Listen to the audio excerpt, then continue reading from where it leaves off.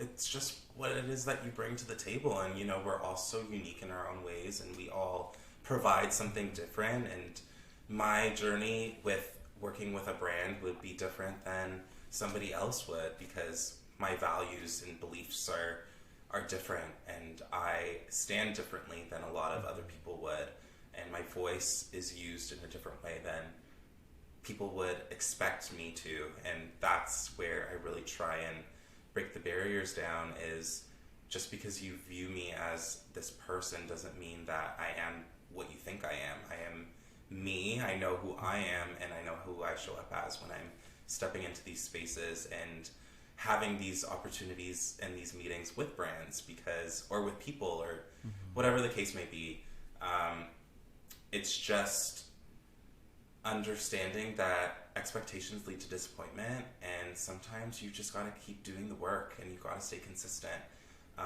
Because if you don't stay consistent, if you don't keep trying and keep pushing, not to say with one person in particular, but just in general, your idea might not be for that person. It might be for somebody else. There might be an opportunity down the line where it actually works, and it's actually better than you could have ever imagined.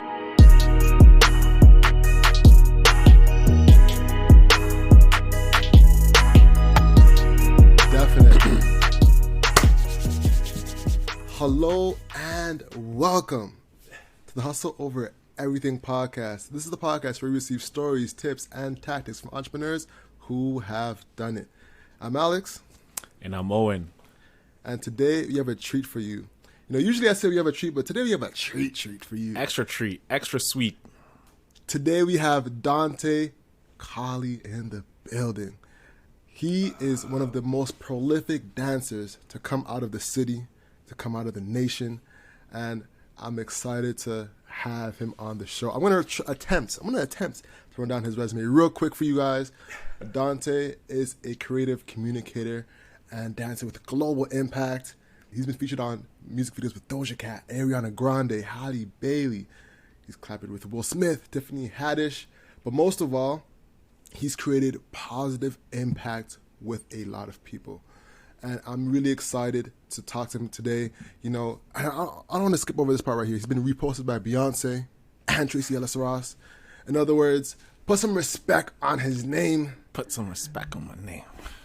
Donté, what's poppin', bro? How you doing? Wow, that was such a sweet intro. Oh, thanks, Alex. We're doing good. I can't complain. My pleasure. Donté, like when you hear those illustrious names, man, like what goes through your mind, like as you hear it again?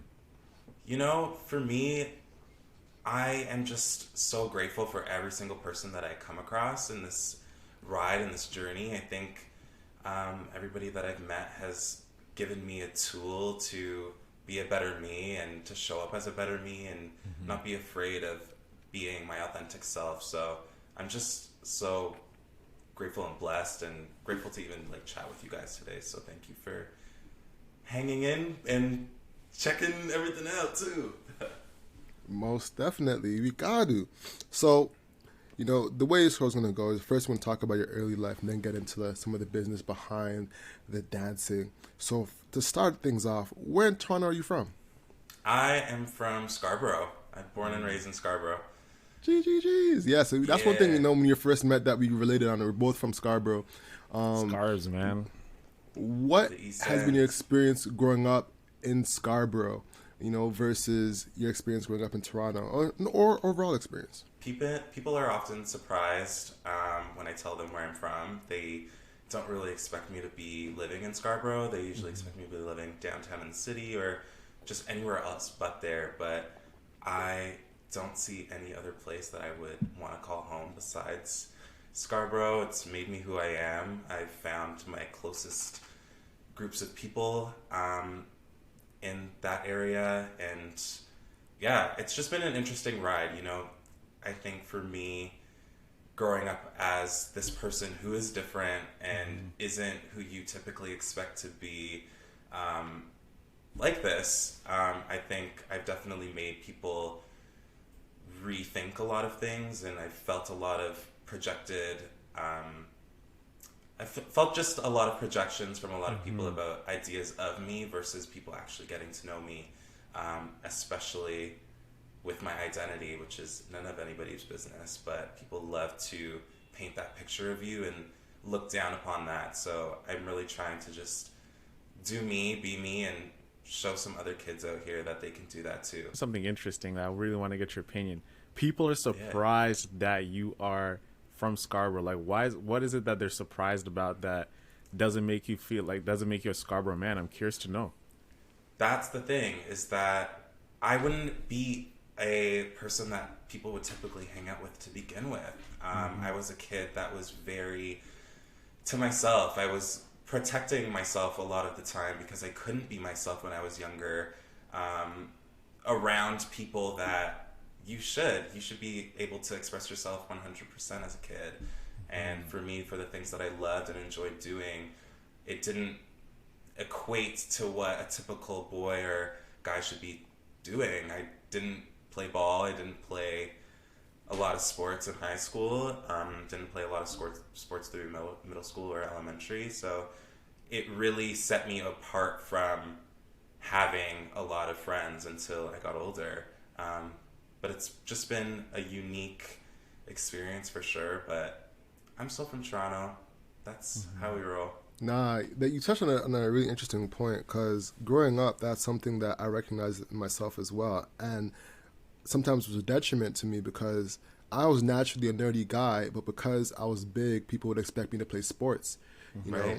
And there's expectation of us, you know, we're all black men here, to be active in sports, you know, and to this, like, and Owen always gets on me because I'm like, I rarely watch sports, you know, I rarely watch basketball, soccer. Yeah. I'll dabble, but I'm like, you know, too. I know who. Alex is I'll a highlight dabble. guy. He just highlights. I put on the highlights that he's interested, but I was like, yo, you want to sit down and watch the match like days in a row? He's like, nah, that ain't him. I got time. Thing is, man, you guys, you both have like the physique, man. Donté, like you're like when we met at the event, you're like 6'3", Right. 6'4" around Shout out to there. Bully. Alex, exactly right. Alex, you're like you know, bulky guy. Like you could play football, you could be in some type of sport, you know. So like there's that stigma. And then Alex, I know you and I relate on this. Like when we open our mouths and we talk, people say we sound like we don't sound black, you know, like this is like a stigma. Yeah. I got Donté, you know, like I grew up in Sarnia, right? Sarnia, Ontario. Only few black families in the city, and I was expected to be a certain type of guy, like because I was the only black guy in school. Like, oh, you talk pretty white for a white guy. Oh, like you don't dress like this. So I had like this identity clash for a bit. I don't think all of us can relate to it in some sort of level, right? You know? Yeah, it's that idea where, yeah, I am speaking the way that I speak because it's just who I am. It doesn't need to come with anything. We don't need to be put into a box or categorized. I think it's just getting old, and I think the stigmas around who we are and what blackness should look like, what a black man should be, it's really getting broken down, and we are really seeing more people show up as themselves, which I'm proud of. I feel like a lot more black men are hopefully doing a lot more work than we have seen in the past, and has been caused from generations and generations of trauma. But we're on our road to healing, and it isn't easy, but And that's what we need, guys like you know, in the media. I was thinking the other day, because I was watching Insecure, and I was like, man, why do I relate to Lawrence so much? And the reason why is because Lawrence Hive, man. Lawrence Hive. You watch Insecure? I'm Lawrence Hive too. Of course, man. I just didn't watch the season you wanted me to watch because, you know, they take so long to drop seasons. I lose interest. What am I going to do with this guy? Donté, you watch Insecure? Alex, listen, I am the worst with TV. I haven't caught up on anything right now. I'm kind of just holding off so I can give it a little bit of a moment to build up, so I have some things to kind of binge through, but I haven't. But you're familiar with the character, correct? Yeah, for sure. The point I was trying to make is, like, I was wondering, why does not just me, but a lot of guys relate to this? And it's like the first time we've really seen a guy on screen, a black guy on screen that's not violent, that's just being him, you know, and going through his actual human experience, you know, struggling, trying to find love, just trying to grow. And I was like, that's really it. And it's another show on HBO that's not similar, but it's the same type of vibe. And I was like, damn, I've never really seen it. And that's really one of the catalysts of this, is like we never really see guys in the media being themselves, you know, whether they be, you know, into whatever it is, whether they're into dance, whether they're into art, whether they're into cartooning. You know, there's so much like layers to black men that don't really get shared, you know, and it's unfortunate. But let's circle back to you, man, you know, because I want to get back into your story. When did you first start dancing? Because actually, let me take a step back. What's the dancing scene in Scarborough like? See, that's the thing, is I went to one dance class when I was young. It's actually a crazy funny story. I was like 8 years old, and after years of doing it in my bedroom and being to myself, I begged my mom. I was like, can I please go to a dance class? And she finally took me. So, you know, when your mom is taking you, she's taking you. So And what age are you like at this 8. point? Yeah. 8, okay. So I get to this dance studio at Kennedy and Eglinton. It's like right beside a tanning salon. I get inside, and immediately that love and joy that I have for this thing is like totally stripped away. Like as soon as I walk through the door, get inside, my mom's like, you're doing this, we're here. So I was like, okay. Go into the studio, and it's me and 5 other girls, all white girls, all in a black leotard, pink stockings, just sitting on the other end of the room. And I come to the room, and I'm sitting on the opposite end, and immediately I knew that I was excluded. I knew I didn't belong. I knew that it wasn't for me. And yeah, that experience being in that classroom was the reason why I'm doing what it is that I'm doing now, for sure. And just really challenging myself to learn and to grow. It wasn't until I got older and went into high school and auditioned for musical theater at Wexford Collegiate School for the Performing Arts that I found my love for performing and found my love for just performance arts in general, whether that was singing, dancing, and acting. So that kind of just propelled me into the journey that I'm kind of in now, which is been pretty crazy, but I'm just really, really grateful for the trials and tribulations as well, just to buffer out of all of those things that didn't serve me. Yeah, it's crazy how like an experience at such a young age can shape like the decisions that you make later in life. And during that class, what did you do? Like, how long were you in that class? How did you navigate it? What did you do to make yourself comfortable, to start growing, to be like, this is actually what I want to continue doing and pursuing? Because when you experience such a thing like that, you're like, I don't really want to do this. I really want to quit. What made you persist during that time at such a young age and feel comfortable doing it even further? I think for me, dance is my strength. Dance is who I am, and it's just a state of mind. I feel like it's my why. It's the reason why I'm here, and the reason why I want to share what it is that I want to share, because it's my voice, it's a language, and I didn't want to suppress it anymore. It wasn't something that I could just keep to myself. It was something that I loved sharing with other people. And we feel that too when we go to the bar, we go hang out with our friends, and the music is good. Music is a catalyst for a lot of things, for a lot of creative endeavors and experiences. So it's just wild to have just stopped then and there. That was the only class that I had, and really utilized the internet to teach myself and challenge myself. I had a PC at home, luckily, with my mom, and I would just be constantly YouTubing how to do a pirouette, how to do a jeté, how to do a backbend, all of the things that I shouldn't be doing by myself without some supervision, for sure. I definitely injured myself. But yeah, I think it's always been something that I knew that I would never be perfect at, and I never will, but it's something that I love, and that's something that no one can take away from me. So hold on, so I gotta pause you. So you started dancing at 8, and you had that like traumatic experience, because that sucks, and then you kind of pause, if I'm not mistaken, and then you at 16, you, after Googling and YouTubing and dancing at home, you are in like a play, and then you bust out there. Is that what you're telling me? I mean, I've been dancing since I was in a diaper, and that's something that my family has always said. I was always moving and grooving. 8 was a time where I started seeing dance in the media and started seeing what dance classes looked like through TV shows, and I thought those things were so awesome, like watching Disney and watching That's So Raven and all of that stuff where you would see these musical breakdowns or dance breakdowns.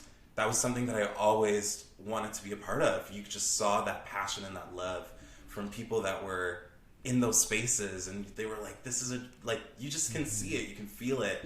And that was something that I always wanted to feel. And that dance class, when I went to it for the first and the last time, it was definitely a pivotal shift for how I saw dance and what dance meant for me. I wasn't going to be cookie cutter. I wasn't going to be able to point my toe like imperfect and that wasn't something that I was striving for. What I strived for was sharing space with people that love this thing that I love too, and that energy is just something that you can't replicate. It's just joy, you know? Mm-hmm.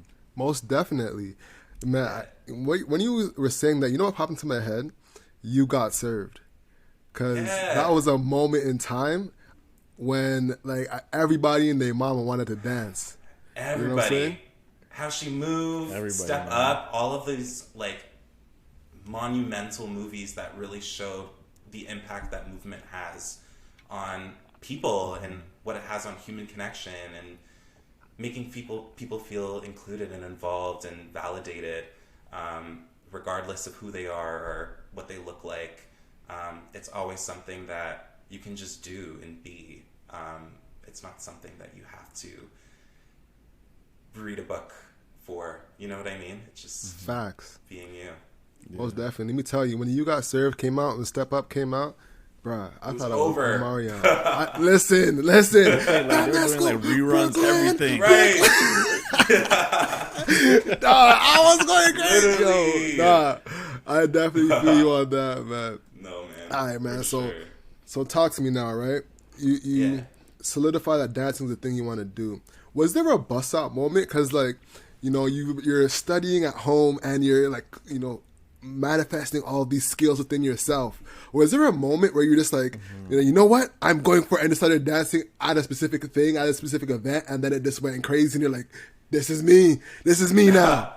Well, the beautiful thing about my high school experience and going to a performing arts school was that's what my training was. It was a professional school. We performed in show choir. We performed at like numerous events, singing and performing for mass groups of people. So that was my opportunity to develop skills and develop the confidence and stage confidence to want to pursue that and know that I'm not going to have it all figured out. And I'm not going to be great all the time. It's just being consistent and practicing and making that permanent within you. So yeah, I've always loved being a part of performances with people, and just, it's kind of just led me to where we are now, and just being able to express myself even within my four walls or outside of my four walls. I just love being able to have the internet as an outlet to express that. And what was the breaking point like led you to be like Donté Colley? Like, what was that first initial thing that led you towards the path that got you here in terms of being recognized as a dancer, like across these projects and across these different collaborations you've done? What was that first entry point into that? I think the first entry point into that was me just being myself, and it kind of just started from being at the bar. I only started going out when I was like 20, so even though you go out when you're 19, I didn't really start hitting the scene. I mean, that's the time you start going out, right? Like 20. I just started hitting the scene, and the music was so good, but everybody was so stush, and I would never understood why no one was moving. No one would move. Everybody's just preying and watching each other. But I would always want to be the person to dance, and nothing could stop me, especially having a few drinks. You didn't care. You're like, I'm doing this regardless. I'm just going to have fun, and we're coming outside to have a good time. So, like, let's have a good time. You know what I mean? So... But Donté, it depends where you're going. Sure. Though. Like, where are you going that you know, like I'm sure I can imagine the scenes you're probably hitting up. Like I can guess, but I want to confirm. Like, where are you going that people are stiff? Well, like where this, I was that you had to start the party in my like that? 20s, and I had no idea what the nightlife in the city was like. I was just starting to explore it for the first time. So I hit the club scene, and that's an immediate red flag. You know, the King Street Facts. club scene being black first, being a man, and then being who you are and dressing the way that you dress and being unapologetically you. It's too much for people, and it's too bad because there's so much opportunity to make people feel good and feel like they can actually enjoy their time and feel safe and secure versus feeling insecure and feeling like they don't really know who's around them. They don't really know how people are going to react to how they express themselves or whatever that may be. So that's where my first red flag was, and knew that I was never going to go back there again.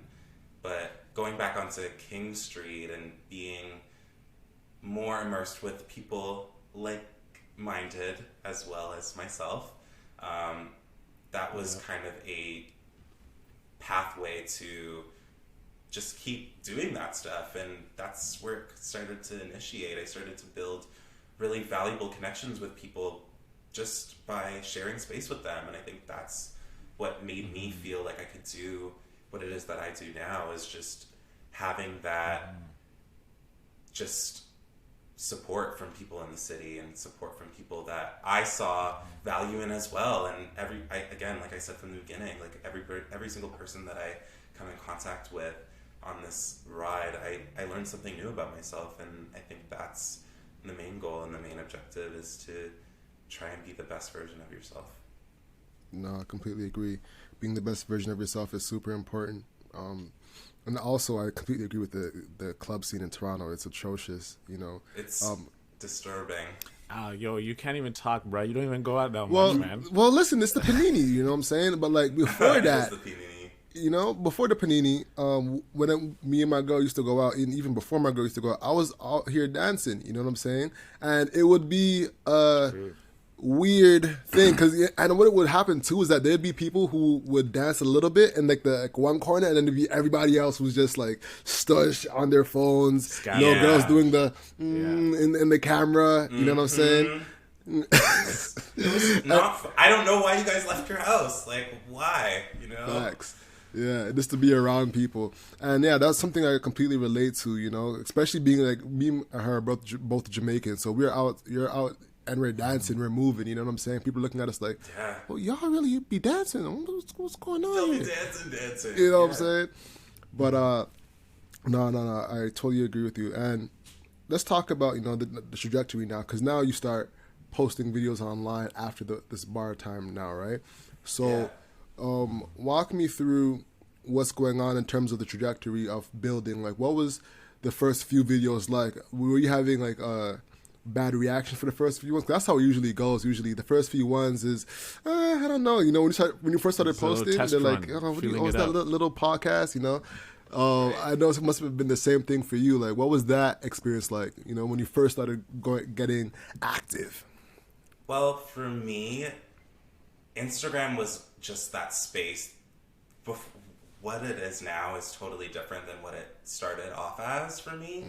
And I think when I started using Instagram, it was the For You page that TikTok is now. It was really awesome to connect with people from all over that were doing really cool things and just being cool and being who they are. And for me, sharing myself on the internet, I felt like I could do that without needing or searching for validation from anyone, because that's not what I was yearning for. My main goal in this life is if I could just at least make one person smile, that's all that I could ask for.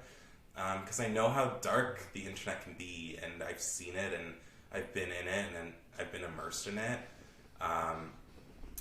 But the content came as I continued to evolve and change, and it is something that was super uncomfortable. You know, you go from posting one certain way to exploring another creative way of expressing yourself to another, and you're constantly evolving, and I didn't want to be held down to a niche. I didn't want to be held down to this one specific type of thing, until it did happen. And I am so proud that I've been able to make that art, and that it's been able to help people in the way that it has, and has had an impact on people's personal lives. And I've seen it and know, especially till today.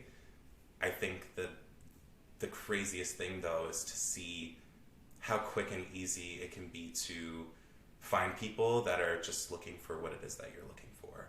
And that's just been the coolest thing, I think, about this whole journey, is just seeing people that see you. Nah, that's very real, because growing up in our town, you know, there isn't that many people that see you for who you are. So there is a feeling of like, I have this whole person inside, this whole energy inside me, and I can't really share it with my immediate circle. I can't really share it with everybody around me. So when you start posting online, it's like, wow, I'm finally seen and recognized for that person that and nobody sees around me, because, you know, this is where we can act on, you know? It's a huge difference. And it still happens. Like, it's still like an outlet, right? It's like, I know for me, what I post online, I'm not going to be able to kind of do that in the 3D as much as I would like to, but it's just a kind of an extension of me, and just for fun, you know? That's how it kind of should be. No, most definitely. When did it become a business? You know, because, you know, now we're about halfway in, and, you know, I guess we can start shifting to more of the business aspect of it. Cool. When was the shift of, all right, this is getting a lot of traction, I'm getting a lot of visibility, brands are reaching out, they're starting to talk to you. You know, first off, have you ever had a brand horror story, or, you know, something that was unfavorably to you? If that's a word, I don't think I'm making that up. But yeah, I mean, it happens. You know, there's definitely pros and cons to different partnerships and projects that you do, but that just is a part of life. Nothing is, you know, it's just, it doesn't work out the way all the time. But for me, I loved being a part of brands that saw value in who I was, and being able to build from the ground up and revolutionize from within. And I think that's what my main objective was we didn't really have the opportunity to be in these spaces and to make impact. And I just wanted to try my best to plant seeds in every partnership that I had, to provide a stepping stone for somebody else to take space and take up space and share their story as well through storytelling and just digital media. But the business aspect definitely was a smooth transition. It was something that I was already doing, and I think influencing has become something that has evolved into something that it wasn't before. But when I started, and people also act like influencing has just been like a year thing, like it just happened over the pandemic. It's been a thing that's been going on for over a decade. And I've been working towards this my entire journey and my entire life, by practicing and doing the work and studying and rehearsing, all of that stuff. And that's what I wanted to do with my platform, was be able to create opportunities for the things that I wanted to do and thought that I wasn't going to be able to do in this life. So it has to be a two-way street as well.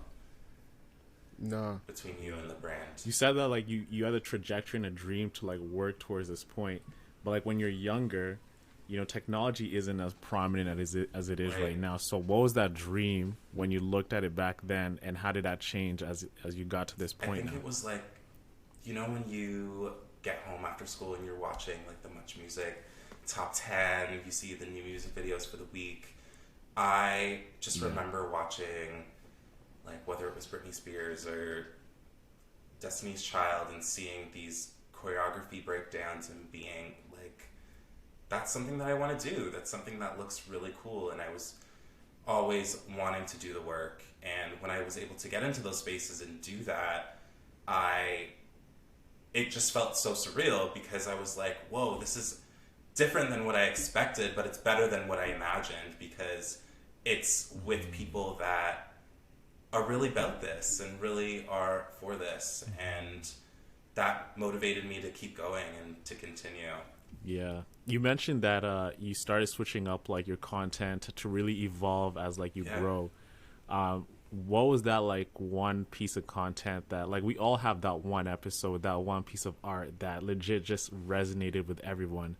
If you can look back at your archive now, like what was that one thing that you dropped that resonated with everyone that just got everyone's attention and, you know, encouraged you to do more of that type of content to create more engagement? Yeah, I think the big shift was in 2019.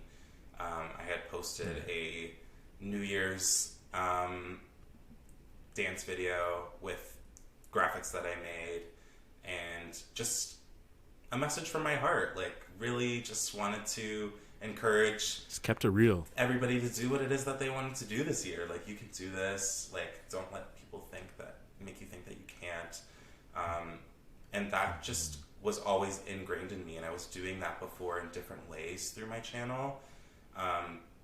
But creating it in the way that I did was definitely a shift that allowed me to continue to explore creating digitally and knowing that the sky's the limit and that you can really make anything out of nothing. So that was always, the possibilities are endless, and it's just, I've always wanted to use my imagination and turn my world into the world that I want to be immersed in, if that makes sense.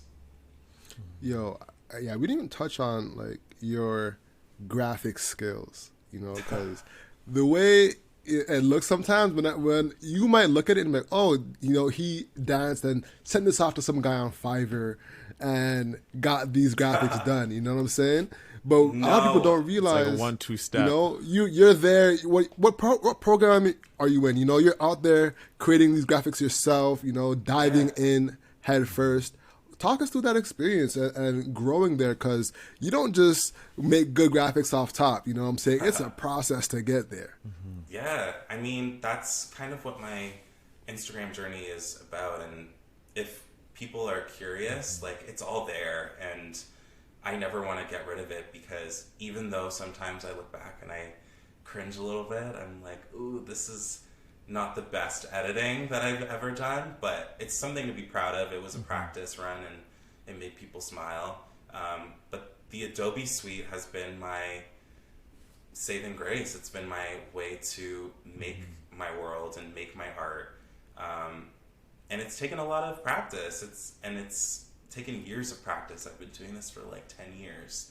And there's still so much more to learn, and I'm using it in my own unique way and doing it the way that I feel suits best for my workflow and work style. But yeah, it's been fun, and it is fun, and I just can't get enough of it. I enjoy it, and that's what it should be about. You should be enjoying what you do, especially if you're creating content. Yeah. What you just described there, Donté, is like what mastery is all about, right? Like, you work your whole life in silence behind the doors. Nobody even knows you're working. You're just putting in work, and you come out one day and like you drop out something. It's like, I didn't know you're this talented. I didn't know that you're this good. But they don't know, like, this has been years into what you've been doing for so long. So I really gotta tip my hat off to you, because you, for what you've been doing and like the work that, you know, you having the success that you're having right now, it's not by accident, because it's from like when you were young and you're using that compound effect to really achieve the things that you're achieving right now. So it's just like a residual of the stuff you've been doing that has just reached this level of maturity that people are recognizing it for now. Like, they're giving you your flowers. I appreciate you so much. It's just important to protect your seeds and make sure that you're nurturing and watering it. Like, you are your own you. You know what you need, and this is your life. Nobody else can live it for you. And for me, I never wanted people to throw shade on the plants that I was trying to grow, because I needed to make them grow as strong as they needed to be with my protection. So that's why it's also challenging sometimes being a creator in this time, because everyone is living with curiosity and is curious about what you're up to and what you're doing. But sometimes you have to like dumb it down a little bit because you can't really speak on what it is that you are trying to accomplish, because they're dreams. They are things that you're trying to manifest and bring alive and bring to life. So it's just taking your time and pacing yourself, and you really see the genuine support, and I really am appreciative of you guys for just riding this out with me too. Yeah, of course. So with dancing and creating a lot of these animations and then getting all of these deals, because listen, we ain't nowhere close to your size, and we get deal flow. Like right now, we got someone in our email, we're like, listen, don't answer her. Don't answer her. You know what I'm saying? Yeah. So how do you balance that yourself? You know, I noticed that you do have a team, you know, man, shout out to Diana, you know what I'm saying? P1M has been my saving grace, and they are the best team that I could have ever asked for. They are the realest. They are down to earth, forward thinkers, just people that you want to be immersed around, you know, and it's really nice to have people that will fight for you, and that's what's the most important thing, is people that you're dealing with, especially with your business and the things that you want to make, have people that value enough to fight for what's right, and that's what it should be about. Did they recruit you, or did you go seeking So, them? crazy story, they actually represented my mom for like over 10 years. My mom is a manicurist in Toronto, and yeah, that I've had a relationship with them since I was young, and when the tables turned and I got the opportunities to do a few of these things in the beginning of this transition, they were there, and it just seemed like a really smooth transition into everything. But yeah, that's a blessing. You know, that's a real blessing. Yeah. Shout out to your mom, because I know you mentioned in the previous interview that your mom was an entrepreneur.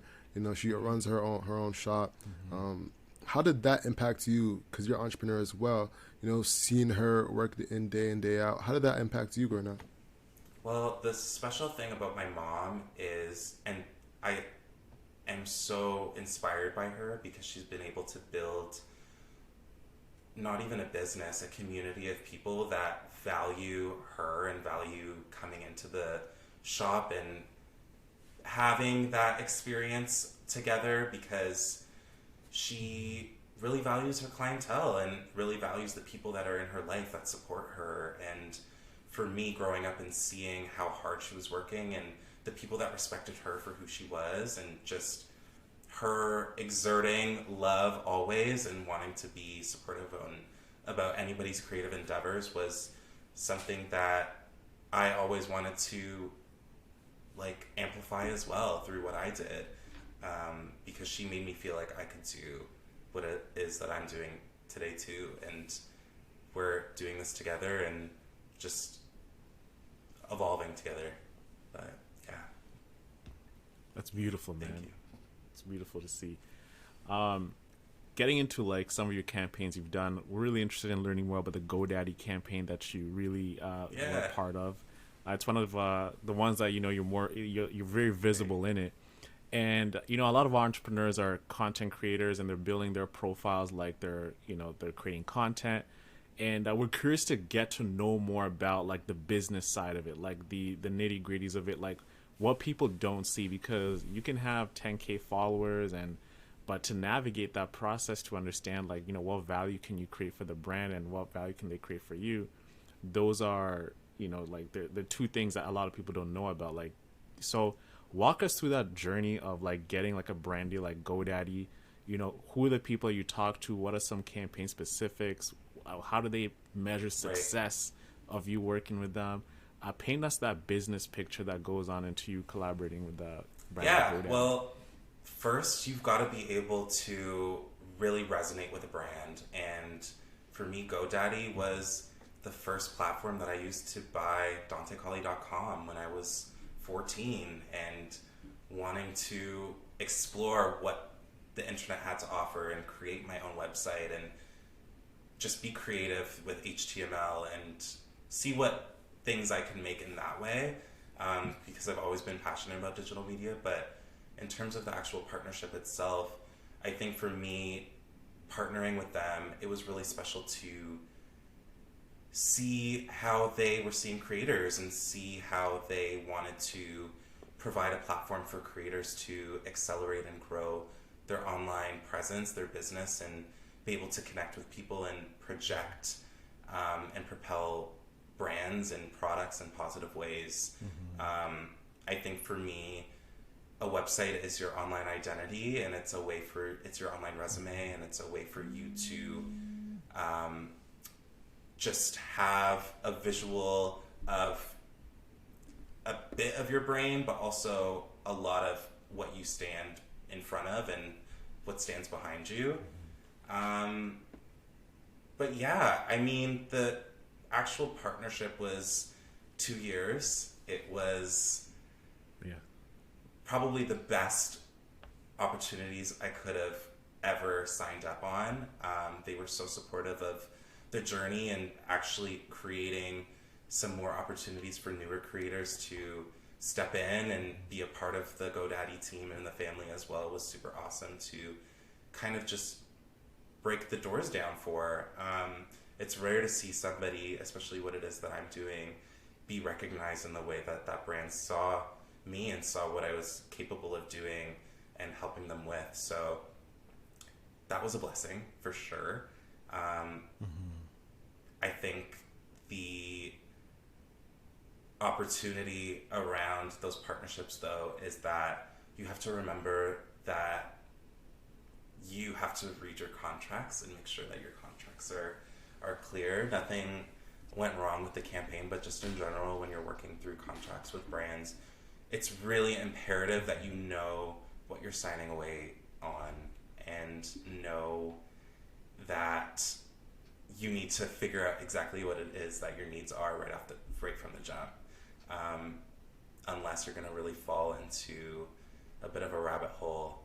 But yeah. Got you. That's interesting, because we wanted to get into contracts as well, Alex? Like, we really wanted to learn more about, what goes into it. So, like, what are some things that you are looking for, like, in a standard creator contract that's, business to business? If you're delivering goods, that's different. But, like, when you're producing, what are you looking for that you have to make sure is there? Do they own? Right. Do you get to own the content as well? Like, is it like a licensing play? Like, what is it that you're doing that you are making sure that's in that type? It is usage. It's exclusivity. It's self-expression. It's all of these things that you have to make sure that you are solidifying through here, and know that a brand can't go and take your property and use it in a way to profit off of after our partnership, if that makes sense. There's so many elements that go into it, and we could talk about the contract side for a while, because that, again, is a side that we don't really talk about much at all. But it's just important to even have somebody and have a team read over your stuff before you sign on the solid line, because you just don't know, and you just want to be protected. You just want to protect yourself and make sure that you are secure, and you don't want to be working with anybody that you don't feel secure with anyways, but it's just an extra layer of protection on the legal side of things, because people can sometimes confuse niceness with naiveness, and just because I am kind and compassionate, it doesn't mean that you can walk past boundaries that I've set up and push them down or try and, there's just things that you have to watch out for, but yeah. Listen, I get you. I can't take you for idiot. No. You know what I'm saying? All right, so yeah, let's get a little deeper here. So we want to provide value for the audience. So some of the things I've been researching, I've been in courses and, working with a lot of creative friends, and really been in the back working, because we're getting those things on our doors now. Right. Some of the things I've come up is perpetuity. That's a big one. Has that ever come across your desk? Or someone's Totally. like, yeah, let's use this content in perpetuity. And you're like, Uh, cool. Yeah. you know, You have to so be careful about those things, for sure. yeah, exactly. Because, perpetuity is just saying, hey, you can use it forever. Right? And That's that's not just the case. That is exactly. not the case. Exactly. And I've seen that come up continuously. Shout out to Mario and his platform, Mario Armstrong. And one thing I want to highlight, is being on offense or defense. Do you find yourself approaching brands now, especially during this time? Or are you more so on defense, just assessing what comes in because, you're more on the defense side of it? What's been your experience like? For me, I'm definitely stepping more into the offensive side and really just going in that direction. The opportunities that I've had in the past were very reactive, which was amazing. And it was so awesome to be able to have people that saw something in me and wanted to create something together and collaborate, because that for me was what I wanted to do at the time and was a way for me to amplify my message through various platforms of people and things in different creative ways. So that definitely was my MO, but I think, it just, No, I get you. So with that in mind, and we won't talk about numbers, but we'll talk about like the process, you know what I'm saying? Yeah. What have you noticed as a thing to really help when it comes to approaching brands and closing? Because a lot of us, man, we've gotten a lot of really good meetings, and like, all right, cool, we're in the discovery call, and we're getting the ball rolling, and then suddenly it just flutters through your fingers. It feels like sand just going through your fingers. So what are some of the things that's helped you along the way to getting to close? Is it just the management team behind you? Is it you saying, all right, I figured out that I need to say these specific things? What has helped you along that way? Well, it's just what it is that you bring to the table. And, we're all so unique in our own ways, and we all provide something different. And my journey with working with a brand would be different than somebody else would, because my values and beliefs are different, and I stand differently than a lot of other people would, and my voice is used in a different way than people would expect me to. And that's where I really try and break the barriers down, is just because you view me as this person doesn't mean that I am what you think I am. I am me. I know who I am, and I know who I show up as when I'm stepping into these spaces and having these opportunities and these meetings with brands, or with people, or whatever the case may be. It's just understanding that expectations lead to disappointment, and sometimes you just got to keep doing the work, and you got to stay consistent. Because if you don't stay consistent, if you don't keep trying and keep pushing, not to say with one person in particular, but just in general, your idea might not be for that person. It might be for somebody else. There might be an opportunity down the line where it actually works and it's actually better than you could have ever imagined. So I think it's important to not settle, and it's important to explore your options if you have them, and just be curious and lean into your curiosity more about things that you want to get to know and things that you want to do, because those are where the ideas and the opportunities flourish, is you leaning into things that you want to know more about, or you don't see.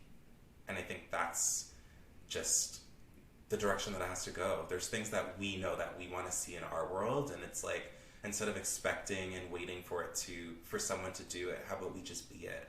How about we just go, and that's easier said than done, for sure, and it takes a lot of work, but you have to be willing to go against the grain and be different when people are going to have opinions of you, because it doesn't matter what they think. You just have to stand strong in who you are and know that you're not for everybody, and no one's going to live your life for you. You got to do it for you.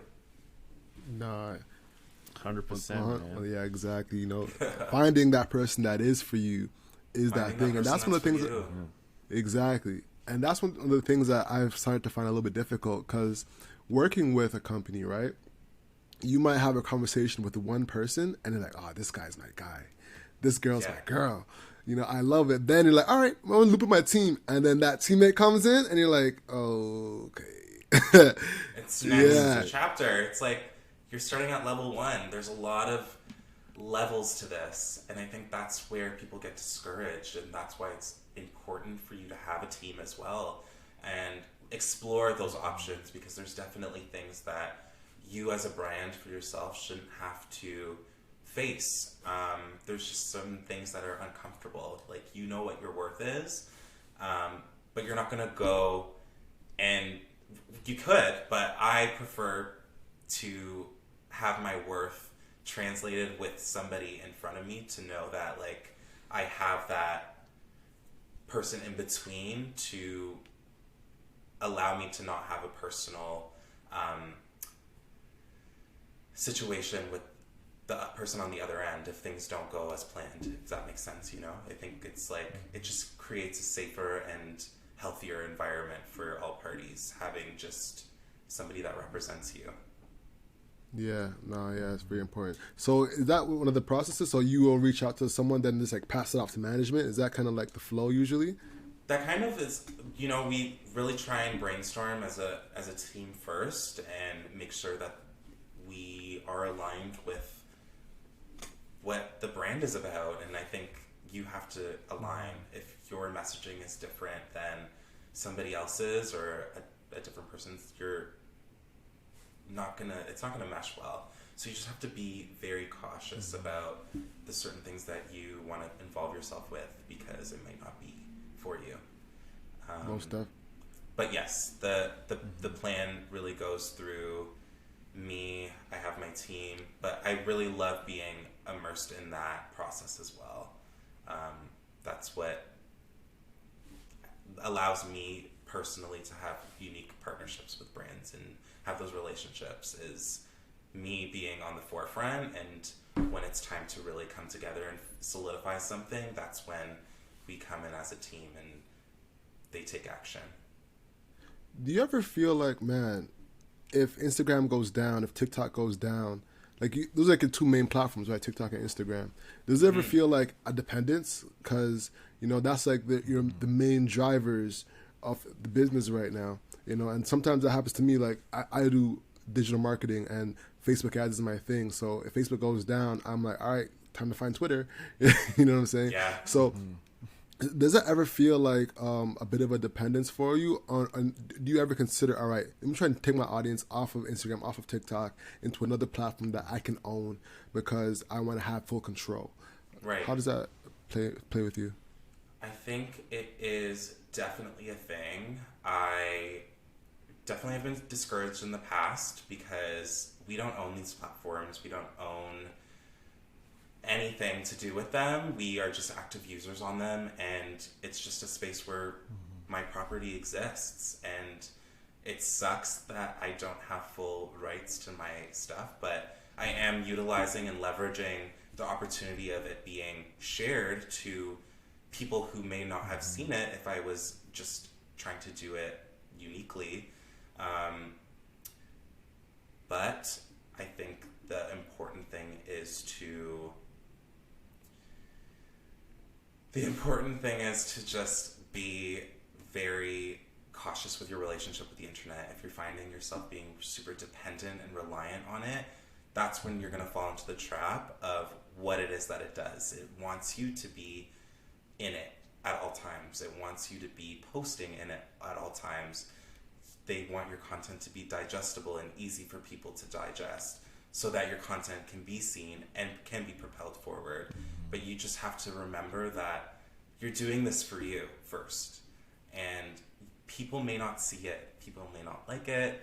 People might not fuck with it, but you're not for everybody. And that's just what you're going to have to do when you are growing and evolving as a creator, is that you are going to be tapping and breaking out of the shell that people get to know you for. And there's going to be people that come and go, and, you know, the numbers are so important, and they're also not important at all. Like, I really try and not pay attention to the number side of things, because that's when you can really start to lose yourself. And it's has nothing to do with you. It's just the way that the algorithms run, and it's just the way that these systems are built. They're built to just get the things that are gravitating towards people and are hitting it quick and bring that right up to the top. So just be consistent and do your best. It's changed a lot, and that's the thing, is that we may not know what it's going to look like in 5 years from now, and it might be gone. But you have to be preparing yourself for that. What are you going to do when it's gone? And are you going to be happy when it's gone? And if you're not going to be happy when it's gone, you've got some work to do out here. Without a doubt.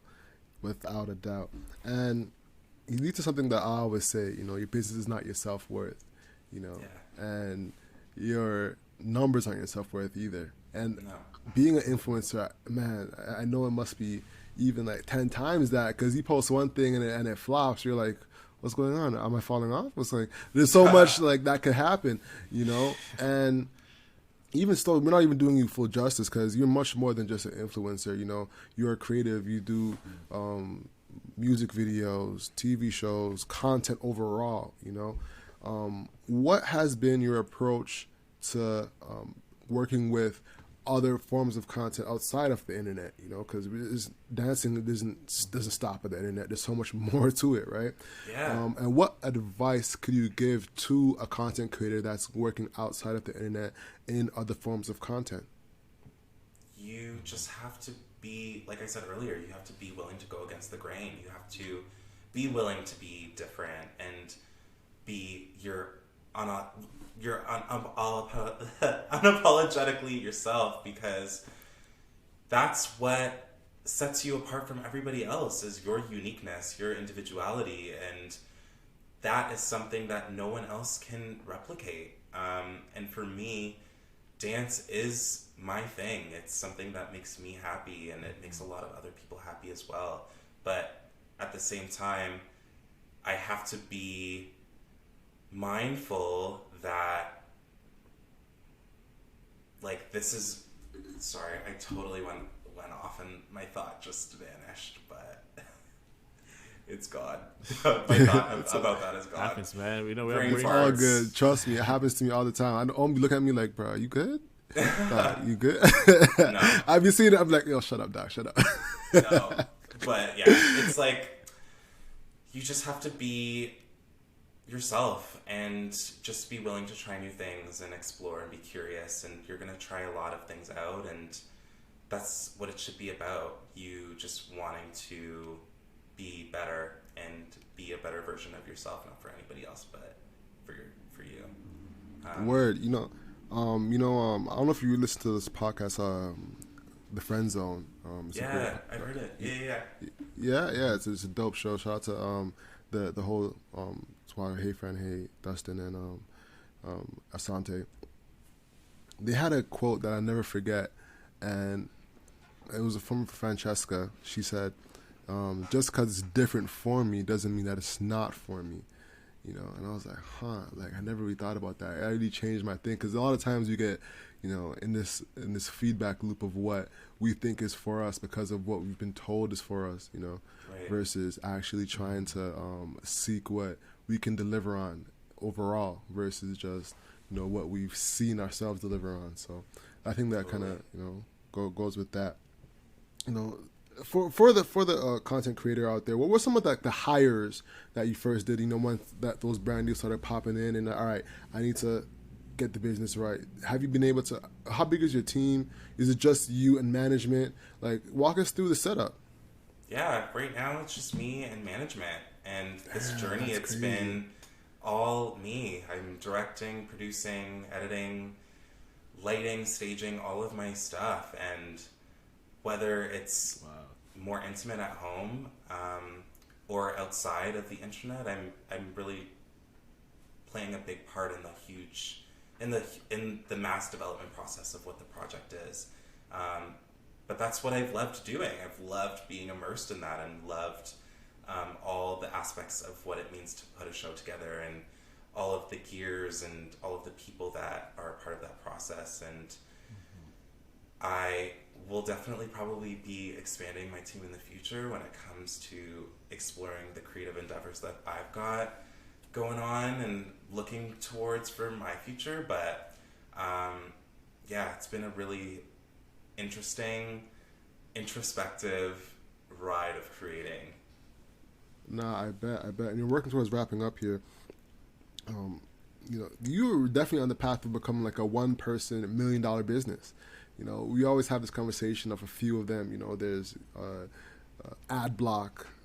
You know, a lot of sometimes digital marketers, and you're kind of at that stage where you could become a one-person $1 million corporation.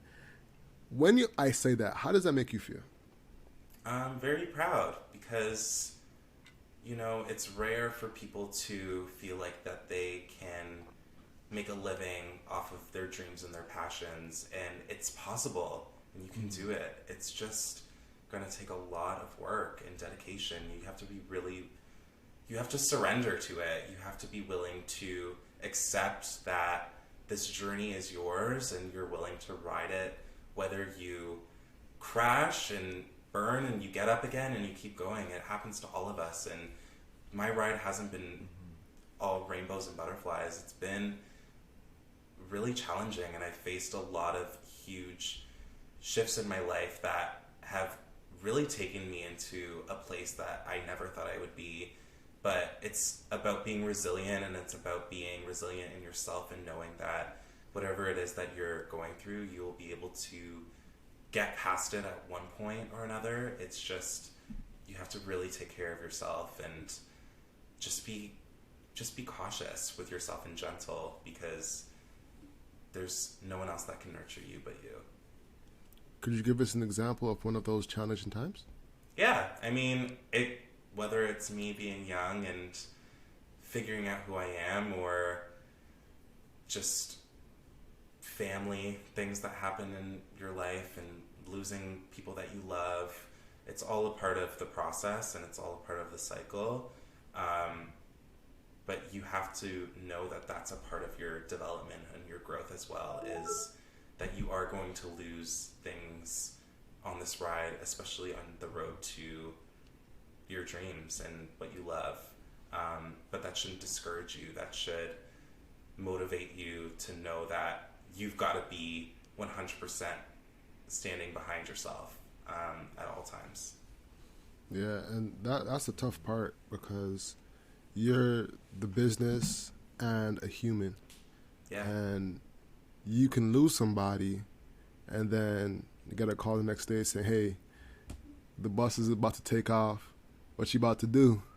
Yeah. You know, we're about and to you're on a contract and you have no choice and you gotta go. And it's happened. Exactly. It's really shitty, and you never have malicious intent when it comes to those things. And when those experiences happen, it's not personal. It's not personal at all. It's just the way that it has to go.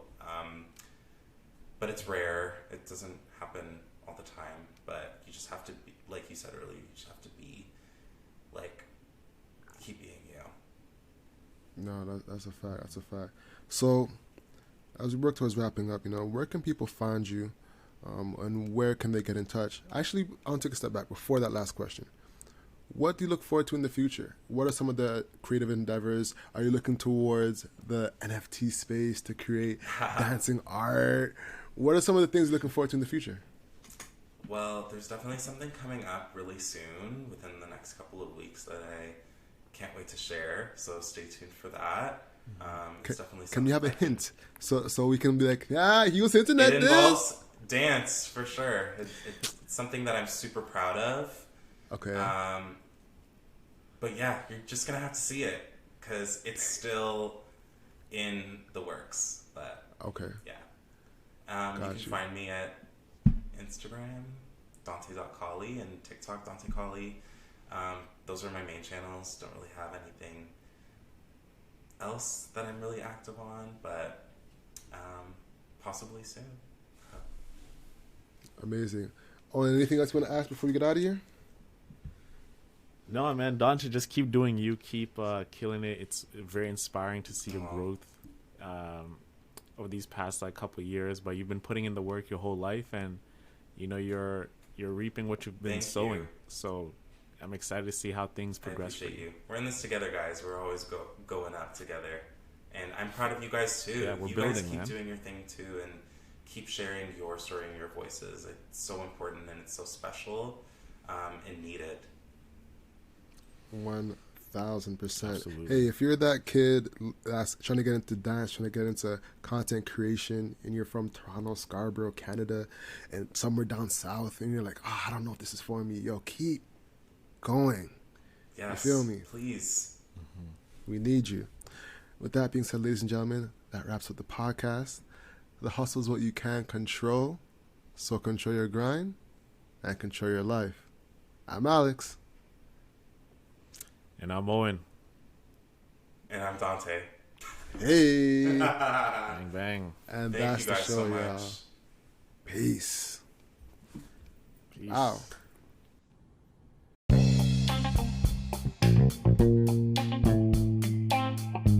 Thank you so much for listening. The conversation continues on our Instagram at 247hustler. We post very frequently. And be sure to check out our merch at hustleovereverything.co. We have some amazing sweaters, hats, mugs, and a lot more. Lastly, our Proud to Pay program is linked in the description below. Thank you so much for your support. Talk to you next Monday. Peace.